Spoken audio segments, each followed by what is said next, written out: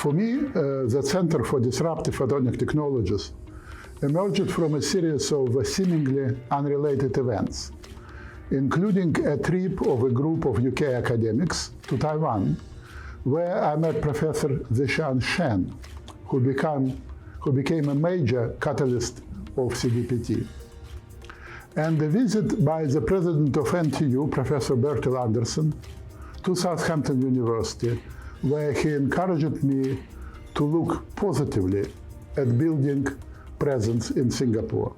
With the speed of light, this followed by what is now the famous 100 days, when CDPT was architecturally planned, approved, erected, with all services provided, optical tables delivered, and keys given to the researchers.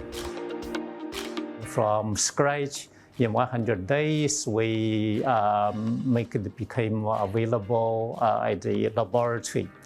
And so we are very proud the Singapore speed. And our visitors from all over the world are very amused by the speed we transform the empty space to laboratory space. To the early time when we were setting up new space, we had to build labs, kick off new projects, hire people, and everything seemed like a startup and had that sense of novelty and excitement. We were excited about this new program at the time when we prepared the proposal. So one of the main research directions is about the disruptive nanophotonic technologies.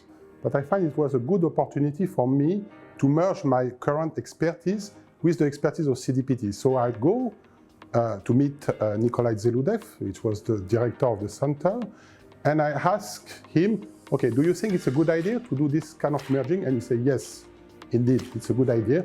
And then we move together on that topic. I met Nikolai, the director of CDPT, during a conference.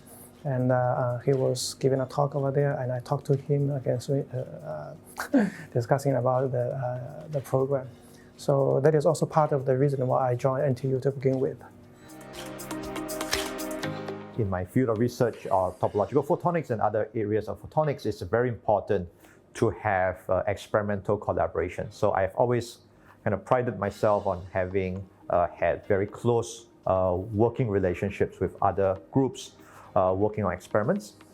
And this seemed like a tremendous opportunity for me, so I was very happy when I heard about this. It allows us to explore not only just the fundamental part, but also they provide opportunities for us to do that.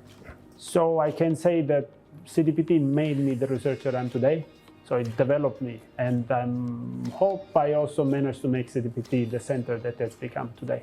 This is another benefits that we set up this center with the Southampton, with the Nikolai Zeludev, because he has a broad network with all the top scientists, photonics scientists in the world. And he brought this network to NTU, to Singapore. CDPT provides excellent opportunities for me to interact with top researchers, faculty in the world, so that I can learn from them. And we have a complementary expertise so that we can produce more high-impact research. But to me, CDPT is more of a place where people come together with exciting ideas and with the will of collaborating and trying something new, something different. So whenever I got interested in a particular thing, I could come up to somebody working on fiber optic systems, somebody working on microwave metamaterials, and so on and so forth, and say, hey, you know, this is something of interest. I have some ideas. Do you want to collaborate? Do you want to work on a project together? So my product achievement was to merge metamaterials, that was known techniques to do photonics, with atoms, and then try to study these two systems together. In 10 years, CDPT PIs published 125 papers in big Nature and Science journals, accumulated 84,000 citations in total, and 14,000 citations annually, earning us a collective H index of 139 since 2013. About the research on electric pump topological lasers. And this is indeed a very good example to show the strong interactions between myself and also other colleagues in CDPT. For that work, I work closely with Professor Chong Yidong and Professor Zhang Baile. We came together and we discussed and built the first electric pump topological lasers around 2020, which was published later in a Nature paper. So very early on, I had this idea of using microwave networks in order to demonstrate some fairly theoretical concepts, something called a topological pump. But very quickly, one of the postdocs at CDPT called Wen Chao became interested in the problem, and he got the assent of his PI and started working on this, and we collaborated very, very closely, even though Wen Chao was not a member of my group. And in the end, this paper was published in Physical Review X. So we have the fabrication clean room here. Many of our devices, like semiconductor exciton devices or the quantum devices, are fabricated here.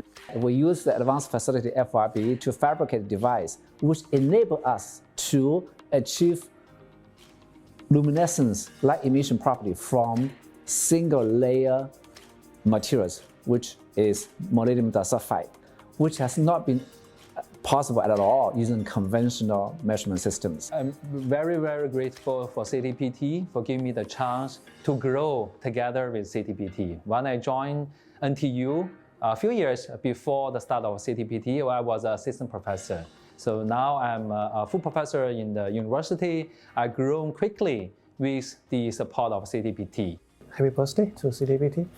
I hope CDPT can be better and better with efforts and contributions of not only our existing PI, but also the younger PIs in the future.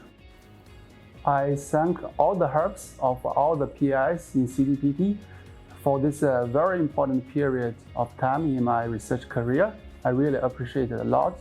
I also wish CDPT a bright future. We want to continue to work together to make a difference for the research and for our work even.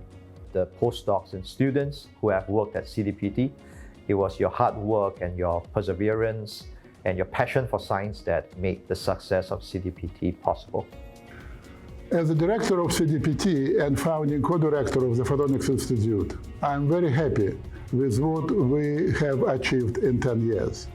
I believe we have helped positioning NTU as a powerful and highly influential leader of nanophotonics research internationally.